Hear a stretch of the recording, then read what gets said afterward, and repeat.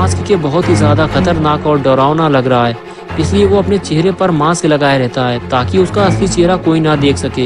लेकिन बुल्ली ने जेसन का मास्क उतार के अच्छा नहीं किया और अब जेसन किसी को भी जिंदा नहीं छोड़ेगा। गुल्ली बुल्ली और सोफिया को ऐसी जगह छुपना होगा कि जेसन उन्हें ना देख सके, वरना ये तीनों मारे जाएंगे। और इधर टोनी का दोस्त जैक टेंट के अंदर छुपकर ये सब देख रहा होता है। वो जेसन को देखकर बहुत ही ज्यादा डरा हुआ भी है।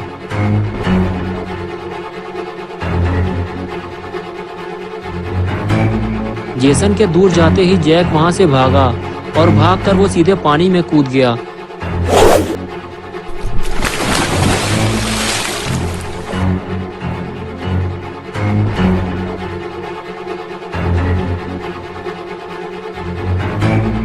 जैक तैरते हुए नाव के करीब जा रहा है, लेकिन जेसन ने उसे देख लिया है और अब उसकी खैर नहीं। जैक नाव में छुपकर लेट गया है। वो जेसन के हाथों मरना नहीं चाहता, लेकिन जेसन अब उसे नहीं छोड़ेगा। जैक पानी में जाकर फंस चुका है। उसे पानी के अंदर नहीं बल्कि बाहर भागना चाहिए था। जैक जेसन को आते हुए देख रहा है, लेकिन उसे ऐसा लगता है कि जेसन उसे नहीं ढूंढ पाएगा। Make them remember me, Jason. Make them remember. Look what they did to you, Jason. Kill them.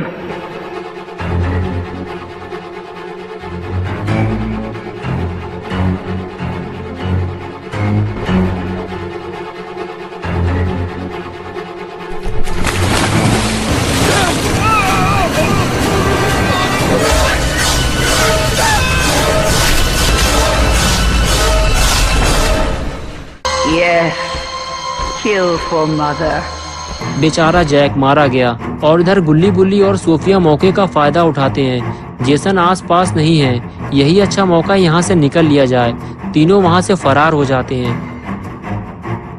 और एक पुराने खाली घर के अंदर घुस जाते हैं। जेसन ने इन्हें घर के अंदर जाते हुए नहीं देखा है। अगर ये तीनों चुपचाप इस घर के अंदर रहे तो आज की रात ये इसी घर में बिता सकते हैं। गुल्ली बुल्ली और सोफिया जब घर के अंदर आए तो इन लोगों ने देखा कि पूरा घर बिल्कुल खाली पड़ा है। घर के अंदर ना तो कोई सामान है और ना कोई इंसान। जिसका भी ये घर था या तो वो घर छोड़कर जा चुका है या फिर जेसन ने उसे मार दिया होगा।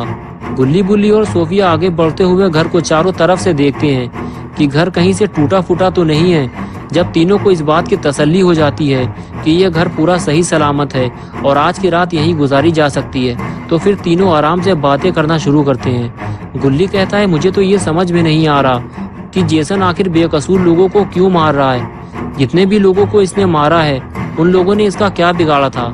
बुल्ली बोला, मैं तो इसे मारना चाहता हूँ लेकिन नहीं मार सकता क्योंकि मेरे पास कोई हथियार नहीं है और इसके पास एक बहुत बड़ा खंजर है। तभी सोफिया कहने लगी, लोग जेसन के बारे में अलग अलग स्टोरी सुनाते हैं, लेकिन टोनी ने मुझे बताया था कि जेसन बचपन से ही थोड़ा अजीब था। उसका चेहरा कुछ ठीक नहीं था। लोग उसे हैरत भरी नजरों से देखते थे और बच्चे उसे बहुत परेशान करते थे। कहते थे कि तुम भूत हो। जेसन की माँ का नाम पैमेला वुरहीस था और लोग पैमेला को भी ताने मारते थे और बुरा भला कहते थे। आखिरकार लोगों से परेशान होकर पैमेला ने अपना घर छोड़ दिया और जेसन को लेकर शहर से दूर क्रिस्टल लेक चली आई और यहाँ एक छोटे से घर में रहने लगी। लेकिन जेसन और पैमेला को यहाँ भी सुकून नहीं मिला क्योंकि यहाँ अक्सर टूरिस्ट आया करते थे और कैंप लगाकर मौज मस्ती किया करते थे। एक बार तो हद हो गई, कुछ लोगों ने जेसन को उठाकर पानी में फेंक दिया। सारा दिन गुजर गया लेकिन जेसन घर नहीं पहुंचा तो पैमेला ने उसे ढूंढना शुरू किया। ढूंढते ढूंढते वो लोगों के पास पहुंची जिन लोगों ने कैंप लगाए हुए थे। तो उन लोगों ने बताया कि हाँ, हमने एक लड़के को देखा था जो काफी डरावना था, इसलिए हमने उसे उठाकर पानी में फेंक दिया था। पैमेला ये सुनकर बहुत गुस्सा हुई और कहने लगी, वो मेरा बेटा था, वो अब तक घर नहीं पहुंचा है, यानी कि वो डूबकर मर गया है क्योंकि वो अच्छी तरह से तैरना नहीं जानता था। तुम लोगों ने जेसन को मार डाला, इसलिए अब तुम लोगों को भी जिंदा रहने का कोई हक नहीं है। ये कहते हुए पैमेला ने उन पर हमला कर दिया। पैमेला के पास एक तेजदार हथियार था जिसे मिशेटी कहते हैं। उसी मिशेटी से पैमेला ने सबको मार डाला, लेकिन उनमें से एक लड़की बचकर भागने लगी। पैमेला उसके पीछे भागी तो उसने पैमेला को जोरदार धक्का मारा जिससे पैमेला गिर गई और उसके हाथ से उसकी मिशेटी भी गिर गई। लड़की ने फौरन मिशेटी उठा ली और उसी मिशेटी से पैमेला के गले पर वार किया जिससे पैमेला का सर उसके धड़ से अलग हो गया। और वो लड़की वहां से भाग निकली। लेकिन जेसन मरा नहीं था, वो वहीं जंगल में छुप